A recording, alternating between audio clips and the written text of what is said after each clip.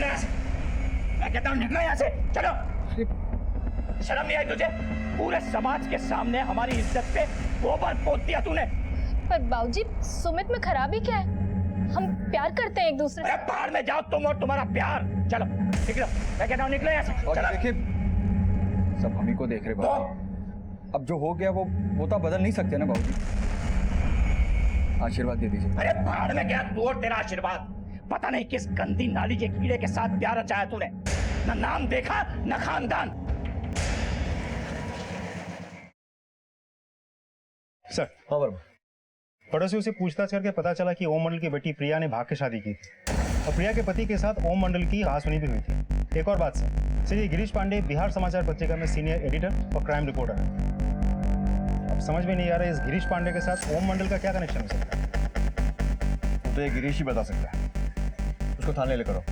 और ये प्रिया का हस्बैंड सुमित और उसके सारे घर वालों के कॉल रिकॉर्ड भी निकलवाओ। सर।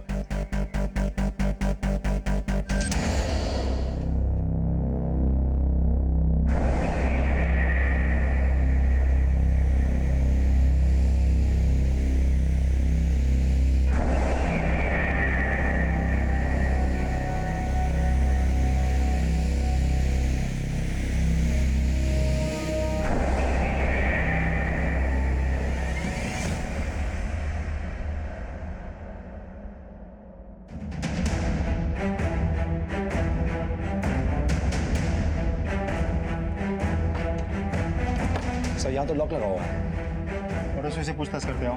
जी बिल्कुल। सुनिए सर, जी सर। गिरीश पांडे यहीं रहते हैं ना?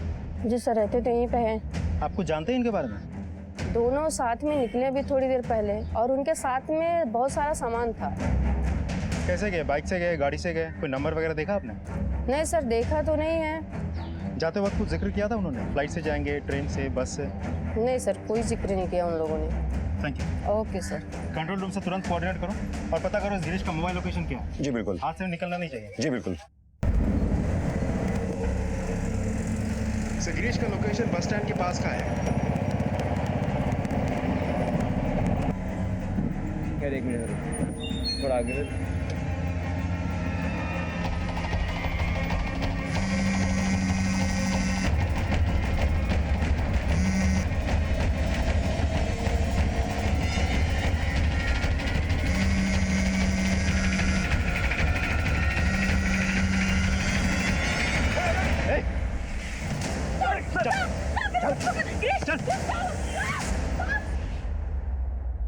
जी सर, उस रात मैंने ओम जी को फ़ोन किया था। वो जो हमारी बात हुई थी उसको अंजाम देने का वक्त आ गया है। कब? इसी वक्त। कहाँ? स्टेशन रोड के पास। ठीक है, मैं अभी आता हूँ। और हम 3 रास्ता के पास मिले भी थे। और फिर तुमने उन्हें मार दिया? नहीं सर, मैं किसी को क्यों मारूंगा? तो फिर इतनी रात को उन्हें फोन करके उस सुनसान जगह पर क्यों बुलाया था? देख गिरीश, हमसे झूठ बोलने का कोई फायदा नहीं होगा। हमें न्यूज़ ब्रेक करने के बारे में भले ही कुछ नहीं मालूम, लेकिन हड्डियां ब्रेक करने के मामले में हमारी मास्टरी है। सर, ओम जी के पास अपने डिपार्टमेंट की एक बहुत बड़े स्कैम की इंफॉर्मेशन थी जो मेरे साथ शेयर करने वाले थे। उनका कहना था कि इस स्कैम में काफ़ी बड़े नाम भी इन्वॉल्व हैं। मामला संजीदा था, इसलिए किसी सुनसान जगह पर मिलने की बात हुई थी। तो क्या इन्फॉर्मेशन शेयर की उन्होंने? कुछ नहीं सर, वो बस मुझसे मिले और कहे कि फिलहाल उनकी जान को खतरा है, कोई उनका पीछा कर रहा है और हमारी अगली मुलाकात में वो मुझसे सारी इन्फॉर्मेशन शेयर करें। अगर तेरी बात छोटी निकली ना, तो जिस अखबार के लिए काम करता है ना, उसकी अगली हेडलाइन तेरे नाम की हो। अभी जाने दे रहा हूँ, लेकिन शहर छोड़कर मत जाना।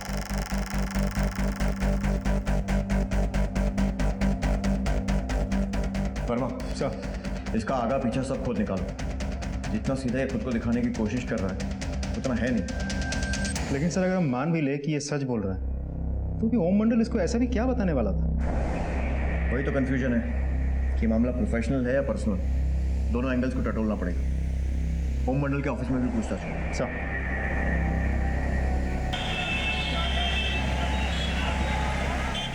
सर, ओम साहब तो बहुत अच्छे इंसान थे, बिल्कुल हीरे जैसा दिल था उनका। सर ये क्या कर रहे हैं? अरे तुम्हारी सास की दवा के काम आएंगे। लेकिन सर मैं आपसे पैसे कैसे ले सकता हूँ? तुम मेरे बेटे की तरह हो, ले सकते हो, रख लो। क्या ओम मंडल ने तुम्हारे सामने कभी किसी स्कैम का जिक्र किया था? नहीं सर, ऐसा कभी कभी भी नहीं कहा उन्होंने कुछ। ठीक है। सर मैंने ओम जी के और भी कलीग से बात की है, लेकिन किसी के मुंह से किसी तरह के स्कैम के बारे में नहीं सुना सर। अच्छा, बाकी कलीग से बात करके देखते हैं, किसी ने कुछ तो सुना होगा। जी बिल्कुल।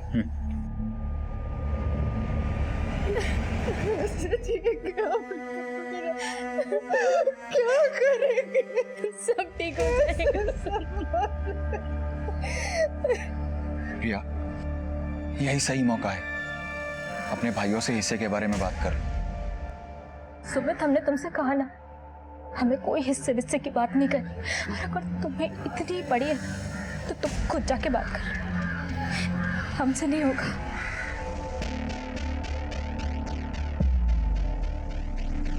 कमरे में चलिए।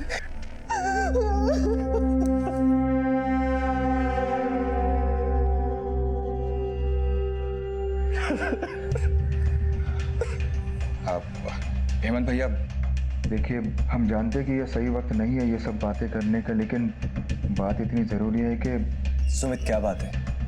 खुल के साफ साफ बोलो। वो हम ये कहना चाहते थे कि बाबूजी के मरने के बाद उनकी प्रॉपर्टी का 3 बराबर हिस्सा होना चाहिए और कानूनी रूप से प्रिया का भी एक हिस्सा बनता है। ये कैसी बात कर रहे हो तुम?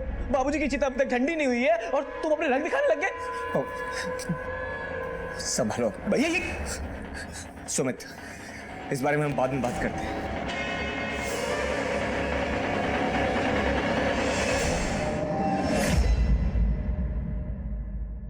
सबकी नजरों में बहुत इज्जत थी उसकी। होती भी कैसे ना, एक नंबर का ड्रामेबाज और बनावटी था वो। मतलब? सर, कई बार मैंने उसको किसी के साथ फोन पर खुसू फुसू करते हुए देखा था और ऑफिस के वक्त भी बीच बीच में गायब हो जाता था 2-3 घंटे के लिए। मुझे लगा कि कोई लड़की का चक्कर होगा। अच्छा, ये बताओ कि ओम किसी स्कैम वगैरह के बारे में पता कर रहा था? सर, वो 2 नंबरी जर्नलिस्ट गिरीश को तो जानते ही होंगे आप। हमारे ऑफिस में भी कई लोगों को ब्लैकमेल कर चुका है। आज से कुछ महीने पहले मैंने ओम को गिरीश के साथ जाते हुए देखा था। ओम की अचानक हुई हत्या ने जहां कई सवाल खड़े कर दिए थे, वहीं उसके किरदार के कई पहलू भी सामने आने लगे थे। आखिर ओम की जिंदगी से जुड़ी ये संदिग्ध महिला कौन थी? क्या ओम की हत्या से इसका कोई वास्ता था? पत्रकार गिरीश की बातों में कितनी सच्चाई थी? क्या वाकई किसी घोटाले की जानकारी ओम के पास थी या खुद ओम किसी घोटाले को अंजाम दे रहा था? तो उस रात अपने घर पे ही थे। अपने पिता से आखिरी बार कब मिली थी? देखो, हमें तुम्हारी और सुमित की लव मैरिज और उससे जुड़े पूरे टंटे के बारे में मालूम है, तो बेहतर यही होगा कि जो कुछ भी है साफ साफ बता दो। देखिए, उस बात को तो 6 महीने से भी ज्यादा हो चुका है। वैसे भी ये बात मुझे जिंदगी भर खाएगी कि मैं अपने बाबूजी के मौत से पहले उनके साथ अपने रिश्ते नहीं सुधार पाई। तुम्हारे बाबूजी की हत्या की खबर सुनकर सुमित का क्या रिएक्शन था? सिर्फ सुमित बाबूजी को अपने पिता समान मानता था। उनकी मौत की खबर सुनकर उसको भी बहुत धक्का लगा। धक्का? हमने तो सुना कि दोनों के बीच में धक्का मुक्की हुई थी। पता नहीं किस गंदी नाली के कीड़े के साथ प्यार रचाया तूने। न नाम देखा न खानदान। बाबूजी, आप हमारे खानदान पे ना ही जाए तो बेहतर होगा, वरना हम भूल जाएंगे। क्या वरना? पवन, तो हाथ चल। बाबूजी ने बोला बाहर निकले। चल बाहर। और सुमित धमकी देकर भी गया था। बहुत हो गया। अगर हमने हमारी तमीज छोड़ दी ना तो बहुत बुरा होगा। दिखा दी ना इसने औकात, इसलिए कहा था चलो हट यहाँ से। चलो तुम लोग अंदर चलो। बाबूजी मेरी मैं बात कहता हूँ, सुनिए। हट, बाबूजी, निकल यहाँ से।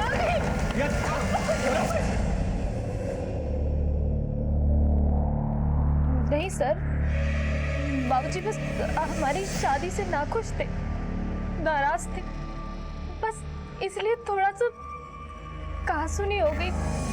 बस इसी बात से वो नाराज हो गए और कुछ नहीं।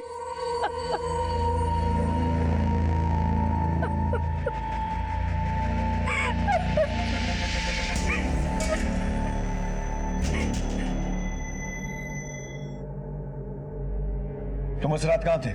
सर, हम गुजरात में थे। इसी हफ्ते 1 हफ्ते की छुट्टी लेके अपने घर आने वाले थे, लेकिन उससे पहले ही बाबूजी। तुम्हें किसी पर शक है?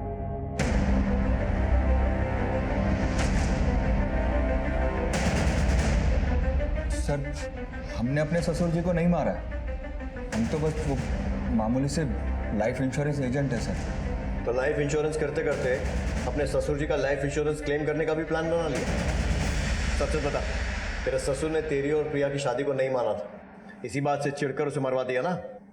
साहब ये सब बदला बदला का कहानी टीवी और फिल्मों में ही अच्छा लगता है, असल जिंदगी में तो कोई भी इसे बेबुनियादी मानेगा ना साहब। और तेरे लालच की बात भी बेबुनियाद है। लालच साहब? कौन सा लालच साहब? बोला मत बन, हेमंत ने सब कुछ बता दिया है। तेरे ससुर की चिता की आग ठंडी भी नहीं हुई थी और तूने प्रिया के भाइयों से प्रिया के हिस्से की बात करना शुरू कर दिया था। सब बात यह है कि हमारी माली हालत ठीक नहीं है, तो हमने सोचा कि बाबूजी के जाने के बाद उनकी सारी संपत्ति, सारे पैसे दोनों भाई आपस में ही बांट लेंगे, हेमंत और पवन।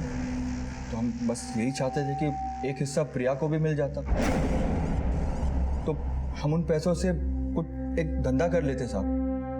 सर हमें तो बस बाबूजी के मरने के बाद होने वाले फायदे का लालच था, लेकिन हमने बाबूजी को मारा नहीं है। सर एक मिनट। सर ये रहे सबके कॉल रिकॉर्ड्स। वो गिरीश का क्या हुआ? सर ये देखिए, ये रहे उसके रिकॉर्ड्स।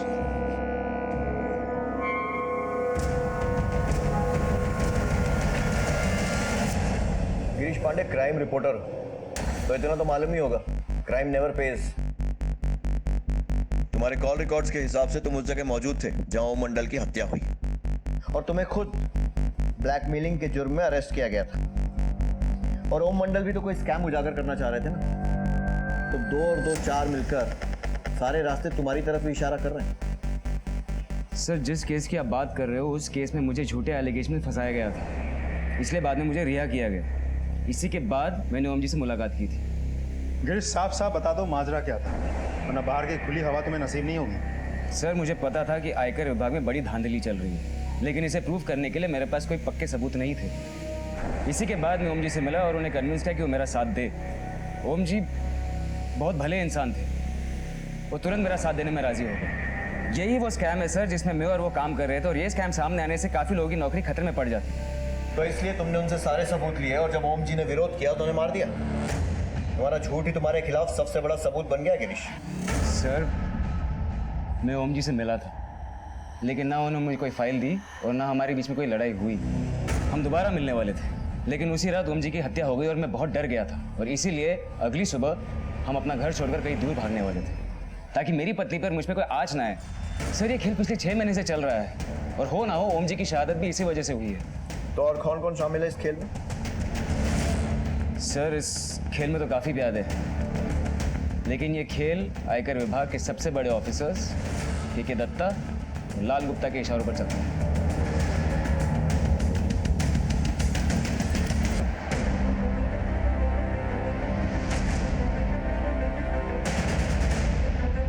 कुछ मिला मनोज? सर पूरा घर छान मारा, कुछ नहीं मिल रहा है। गिरीश ने के दत्ता और लाल गुप्ता के बारे में बताया, और यहाँ उनका कोई सुराग नहीं है। आप लोगों को मालूम है ओम जी इनकम टैक्स डिपार्टमेंट के किस स्कैम को उजागर करना चाह रहे थे? बाबूजी ने तो हमें इस बारे में कुछ भी नहीं बताया था। अम्मा तुम्हें कुछ पता था क्या? नहीं बेटा, हमको भी कुछ नहीं पता है। नहीं वर्मा, दत्ता पर इस तरह हाथ नहीं डाल सकते। उससे पूछताछ करने के लिए कुछ ठोस सबूतों की जरूरत पड़ेगी। उसकी पहुंच डिपार्टमेंट के हर बड़े ऑफिस में। अगर वाकई उसका हाथ ओम मंडल की हत्या में है तो हमें रोकने के लिए साम दाम दंड भेद सब कुछ ट्राई करेगा। सर मैंने हमारे कुछ कांस्टेबल्स को गुप्ता पे नजर रखने के लिए कहा है, आखिर वो दत्ता का राइट हैंड है।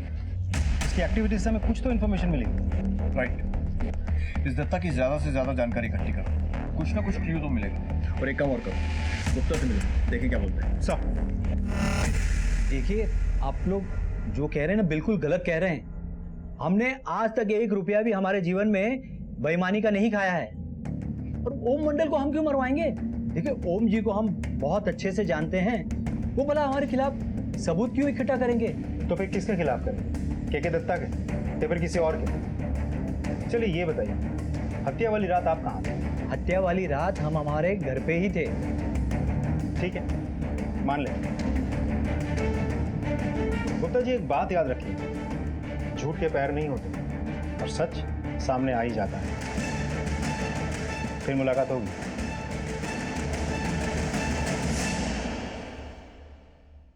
सर, और मैं इनकम टैक्स ऑफिस गया था, लाल गुप्ता से बात हुई मेरी, लेकिन वो जैसे बात कर रहा था मुझे ऐसा लगता है वो हमसे कुछ छिपा रहा है। वर्मा, इस लाल गुप्ता की सारी हिस्ट्री खोद निकालो, इसकी एलाबाई, कॉल रिकॉर्ड, सब कुछ। अच्छा, वो मिश्रा ने दत्ता के बारे में पता किया? सर, सरप्राइजिंगली दत्ता खुद आपसे मिलना चाहता है। देखिए ठाकुर साहब, ना तो मैं किसी स्कैम में शामिल हूं और ना ही मैंने ओम मंडल जी का मर्डर किया। आप चाहें तो अपने तरीके से इसकी जांच करवा सकते हैं। आपको क्या लगता है ओम मंडल को किसने मारा होगा? ये तो हम नहीं बता सकते, लेकिन एक काम की बात आपको बता सकता हूं। जिस स्कैम की आप बात कर रहे हैं ना, इस स्कैम में ओम मंडल खुद लिप्त है। क्या आप चाहें तो उनके बैंक अकाउंट चेक कर सकते हैं, आपको खुद ब खुद इसकी जानकारी मिल जाएगी। अब आप ही बताएं कि एक सीधे साधे इंसान का ये टेढ़े तिरछे जर्नलिस्ट से क्या संबंध हो सकता है? अम्मा, हमें ना हर हाल में ये बात सबसे छुपा कर रखनी होगी। अगर किसी को पता चल गया है ना तो बवाल हो जाएगा।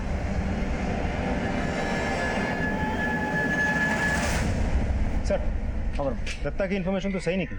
ये रही ओम मंडल की बैंक स्टेटमेंट और लोन अकाउंट डिटेल्स।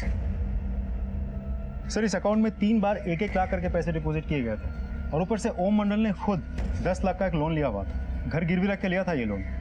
और ये देखिए सर, एक और खास बात, पैसे डालने के 10 दिनों के अंदर बैंक से सारे पैसे निकाल लिए गए थे। मतलब ये ओम मंडल इतना भी सीधा नहीं है जितना हम समझ रहे थे, और इस गिरीश ने भी बहुत सारी बातें छुपाई। वरना हो ना हो ये दोनों मिलकर कोई बड़ा गेम प्लान कर रहे थे। गिरीश, बैंक स्टेटमेंट से तो कुछ और ही एंगल सामने आ रहा है। अब हम किसकी बातों पे यकीन करें? क्या ओम मंडल खुद ही स्कैम में इन्वॉल्व थे, या फिर वो तुमसे झूठ बोल रहे थे, या फिर तुम हमसे झूठ बोल रहे हो? सर देखिए, मुझे इन्फॉर्मेशन मिली थी कि ओम जी ने स्कैम में कुछ पैसे लिए हैं, लेकिन उन्होंने ये पैसे इसलिए लिए थे ताकि इस स्कैम से जितने भी लोग जुड़े हुए हैं उस पर भरोसा कर सकें और ज़्यादा से ज़्यादा इन्फॉर्मेशन मिल सके। इसलिए उन्होंने सारे पैसे बैंक से निकाल कर कहीं सेफली रख लिए थे। सर, आप ही सोचिए ना, अगर वो भ्रष्ट इंसान होते तो क्या वो खुद अपना घर गिरवी पर रखकर बैंक से 10 लाख रुपए लेते? सर प्लीज़, आप मुझे एविडेंस फाइल दे दीजिए और यहाँ से जाने दीजिए। सॉरी गिरीश, इन सारी ब्रेकिंग न्यूज़ को हम खुद पुलिस स्टेशन में सॉल्व करेंगे और उसके बाद डिसाइड होगा कि असली ब्रेकिंग न्यूज़ क्या है और उस ब्रेकिंग न्यूज़ के पीछे किसका हाथ है।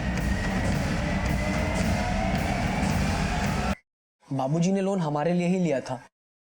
हमें एक स्पेयर पार्ट्स की दुकान खोलनी थी तो हमें कुछ पैसों की जरूरत थी। बाबूजी, यूपीएससी की परीक्षा तो हम 32 साल की उम्र तक देते रहेंगे, लेकिन ऐसे घर पे बैठ के क्या करें? और कुछ दिनों में तो हमारी नेहा से भी शादी हो जाएगी, तो हम सोच रहे थे कि एक स्पेयर पार्ट्स की ना छोटी सी दुकान खोल लें। कुछ आमदनी होगी तो अपने पैरों पे भी खड़े हो जाएंगे। तो अगर कुछ पैसे मिल जाते। मैं देखता हूँ मैं तुम्हारे लिए क्या कर सकता हूँ। बाबूजी, इन्हीं पैसों से हमारी मदद करने वाले थे। और वो 3 लाख रुपए जो 1-1 लाख करके उनके अकाउंट में आए थे, उसका क्या? सर, ये बात शायद अम्मा को पता होगी। बाबूजी ने इन 3 लाख के बारे में हमें कभी नहीं बताया। इन्होंने 10 लाख रुपया कर्जा लिया था, लेकिन 3 लाख रुपयों के बारे में हम लोग को कुछ नहीं पता है। प्रिया के पापा बहुत ईमानदार थे। तो फिर वो रिश्वत के 3 लाख रुपए कहाँ गए? आपके पति का किसी और बैंक में भी अकाउंट? हम लोग को नहीं पता है सर। ठीक। वर्मा सर, ओम मंडल के ऑफिस ड्रॉर्स की तलाशी करो।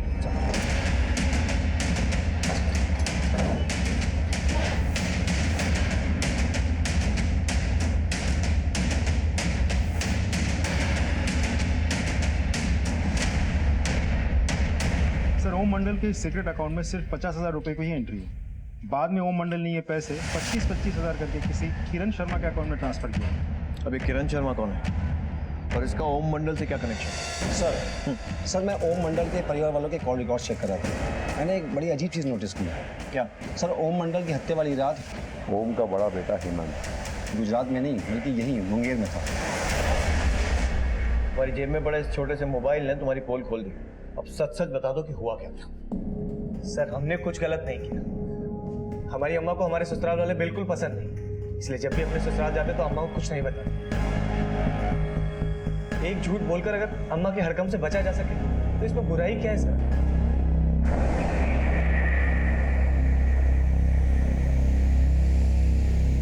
आईटी सेल ने सीसीटीवी फुटेज का कुछ हिस्सा रिकवर किया। ये रही फुटेज।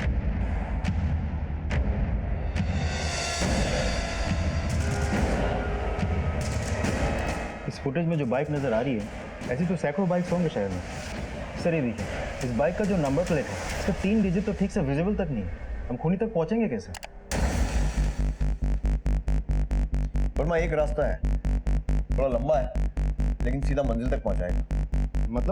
मतलब ये कि ये देखो, इस सीरीज के आगे के सारे नंबर दिख रहे हैं, सिर्फ आखिरी के 3 नंबर बचे। राइट, मतलब 999 रजिस्ट्रेशन। और उन 999 रजिस्ट्रेशन में इस तरह की गाड़ियों का रजिस्ट्रेशन गिने चुने होंगे। निकालो जितने भी, हमारा शिकार वहीं मिलेगा। सब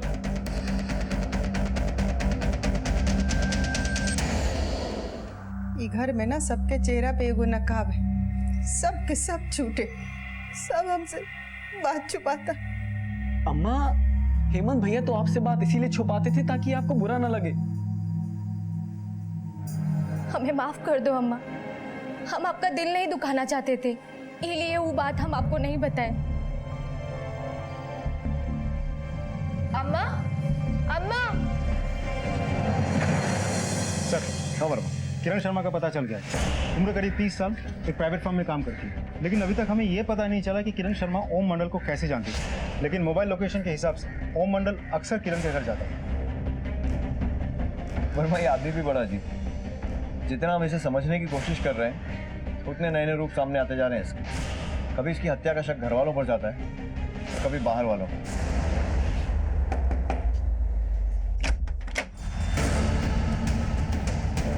जी सर।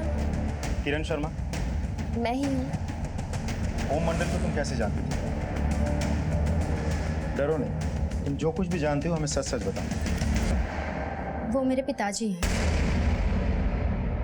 क्या? जी सर, आज से 30 साल पहले उनका मेरी माँ के साथ अफेयर था। उनसे शादी भी करना चाहते थे, लेकिन अपने परिवार के कहने पर उन्होंने किसी दूसरी औरत से शादी कर ली। सर, शादी से पहले मेरी माँ प्रेग्नेंट हो गई थी और ये सच जानते हुए भी एक आदमी ने उनसे शादी की। लेकिन शादी के कुछ दिनों बाद उनका देहांत हो गया। तब हमारी माँ ने हमें बताया कि तुम्हारे पापा राजेश नहीं, ओम मंडल है। क्या? उसके बाद हम उनसे मिले। सर, पिछले 14 सालों से उन्होंने हमारी हर ज़रूरत का ख्याल रखा। और हाँ, उन्होंने अपने कुछ पैसे भी हमें रखने के लिए दिए थे। बेटा, मैं तुम्हारे अलावा किसी और पर भरोसा कर ही नहीं सकता। 3 लाख रुपए तुम संभाल कर रखना। वक्त आने पर यह पैसा मैं तुमसे वापस लूंगा और अपनी बेगुनाही को साबित करूंगा। सर, हमारी आपसे रिक्वेस्ट है, सुनीता आंटी या उनके परिवार वालों को हमारे रिश्ते के बारे में कुछ मत बताइएगा, क्योंकि हम नहीं चाहते मरने के बाद हमारे पिताजी के चरित्र पर कोई लांछन लगे। उनके जीते जी तो ये बात राज रही है, उनके मरने के बाद हम इस बात को उछालना नहीं चाहते। इसलिए उस दिन भी उनके घर तक जाकर भी अंदर जाने की हिम्मत नहीं जुटा पाए। ठीक, लेकिन कभी ओम मंडल ने तुम्हें अपने डिपार्टमेंट के किसी स्कैम के बारे में बताया था? आप कोई फाइल हो, कोई डॉक्यूमेंट्स हो, ऐसा कुछ दिया था उन्होंने तुम्हें कभी? हाँ सर, याद आया, उन्होंने एक फाइल दी थी रखने के लिए। फाइल मिल सकती है हमें? जी सर, मैं लेकर आती हूँ। सर, ये फाइल। इस फाइल को एंटी करप्शन ब्यूरो भेजो। करप्शन का पता तो हमने लगा लिया, अब पता ये लगाना बाकी है कि कातिल है कौन। और हाँ, कातिल चौकन्ना ना हो जाए, इसीलिए इस पूरे मामले को हमें टॉप सीक्रेट रखना होगा। आरटीओ से कोई अपडेट? सर, हम पता कर रहे हैं। नैरो डाउन करो और मुझे सर को अपडेट करो। सर। पुलिस को मिले एकमात्र सुराग यानी हत्या की जगह से मिले सीसीटीवी फुटेज से आधे अधूरे बाइक नंबर के मालिक तक पहुंचने के लिए लगभग 1000 रिकॉर्ड्स टटोले गए। उनकी तहकीकात की गई और आखिरकार इस लंबी और मेहनत भरी प्रक्रिया ने अपना काम कर ही दिखाया। सर, मेरी बाइक चोरी हो गई थी और मैंने सोचा बाइक 10 साल पुरानी है तो एफआईआर के लफड़ा में क्यों पड़ना सर। अंदर बिठाओ सर। मिश्रा, ये वसीम झूठ बोल रहा है। इसके घर की तलाश लो। जी बिल्कुल।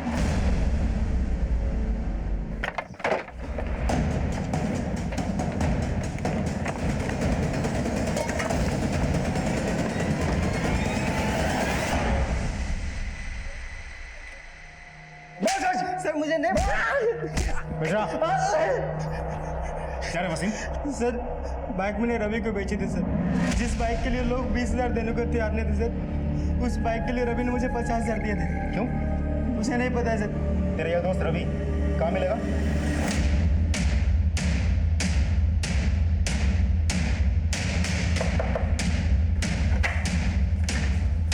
रवि जी।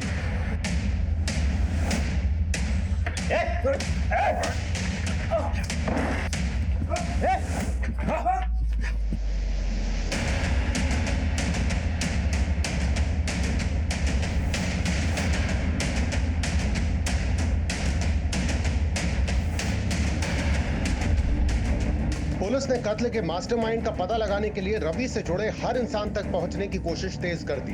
एक एक हिस्ट्री शीटर के रिकॉर्ड को टटोलना शुरू किया और एक अहम कड़ी आखिर पुलिस के हाथ लग ही गई। सर, ये रवि और उसका दोस्त सुनील दोनों एक नंबर के छठे हुए बदमाश हैं। लूट, कॉन्ट्रैक्ट किलिंग सब मिला के दोनों के खिलाफ करीब 12 मामले दर्ज हुए हैं। सीसीटीवी में हमें जो लड़का दिख रहा है वो ना हो वो लड़का ये सुनील ही होगा।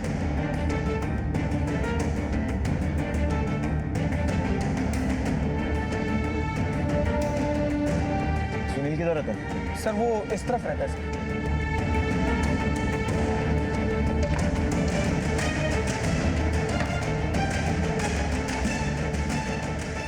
उठाओ सर।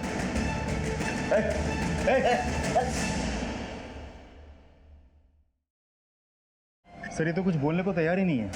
ये रवि और सुनील दोनों के इंटायर कॉल हिस्ट्री चेक किया मैंने, सब साफ है। देखो सर, रवि और सुनील ने अब तक कुछ नहीं बोला है और मुझे किसी भी हालत में इस हत्या के मास्टरमाइंड चाहिए। तो अब सिर्फ दो ही रास्ते बचते हैं, या तो तू हमें सब कुछ सच सच बता दे या फिर तुझे भी इस मर्डर के केस में अंदर कर दे। सर तो सुनील और रवि को सर अब तक सुपारी के पूरे पैसे नहीं मिले होंगे सर, इसी वजह से उनके मुंह पे ताले लगे। अगर सर वो आपको सुपारी देने वाले का नाम बता दे, उनको पैसे कौन देंगे सर?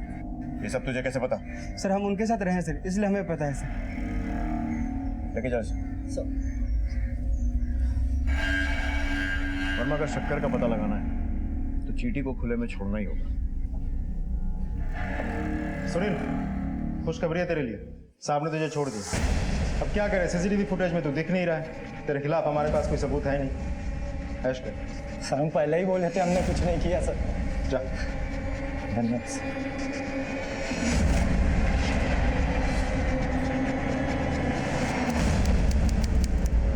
हाँ मिश्रा, क्या खबर? सर, मैं खुद इस घर पे नजर टिकाए बैठा हूँ। सर, अभी तो कोई हलचल नहीं हुई।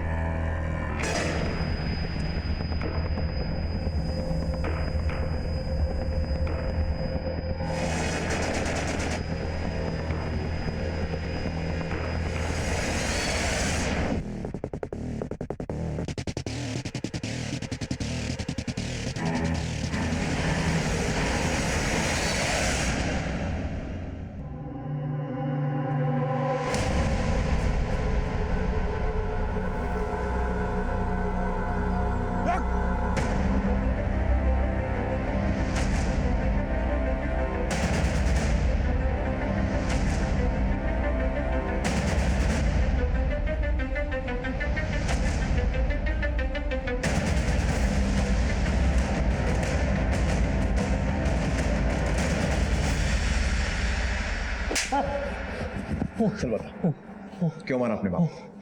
बता।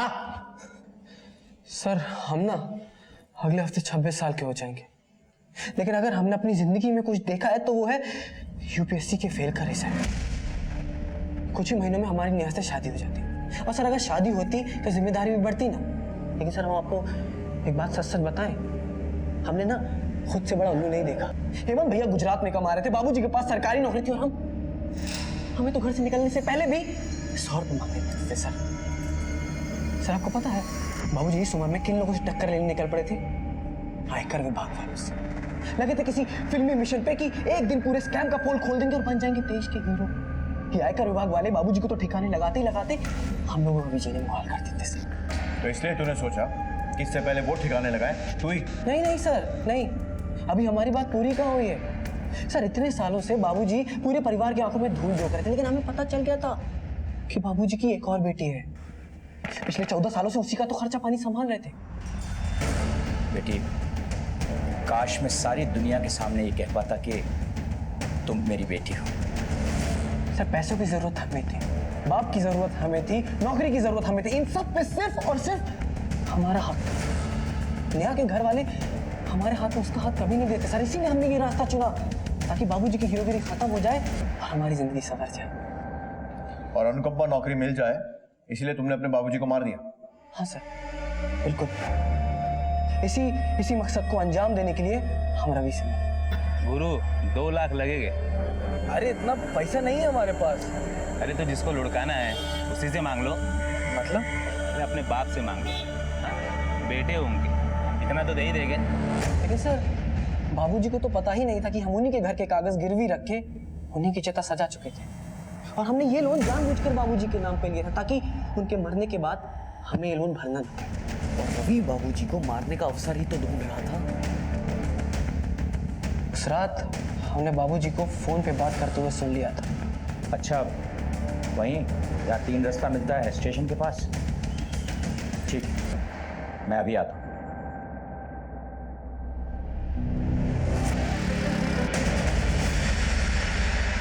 हमने तय किया था कि जैसे ये काम खत्म हो जाएगा हम धीरे धीरे करके रवि के पैसे 2 महीने में चुका देंगे, लेकिन आप लोगों ने जैसे ही सुनील को छोड़ा उसने तुरंत किसी नए नंबर से हमसे पैसे की मांग कर दी।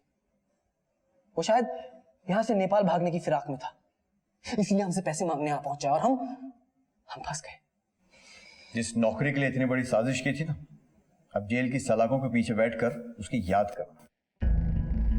पवन की विकृत सोच ने उसकी जिंदगी बदल कर रख दी। इन सारे मामलों में सबसे ज्यादा नुकसान में रही सुनीता, जिसने अपना पति खोया, बेटा खोया।